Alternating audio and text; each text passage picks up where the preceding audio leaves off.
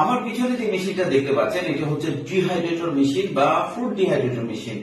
আপনারা সবাই জানেন যে সারা পৃথিবীতে সবচেয়ে মোস্ট পপুলার এবং সবচেয়ে পুরনো ফল এবং মাছ গোশ সংরক্ষণ করার পদ্ধতি হচ্ছে জিনিসটাকে শুকানো বা ড্রাই করা। কিন্তু আধুনিক বিজ্ঞানের ছোঁয়ায় এখন চলে আসছে ডিহাইড্রেটর।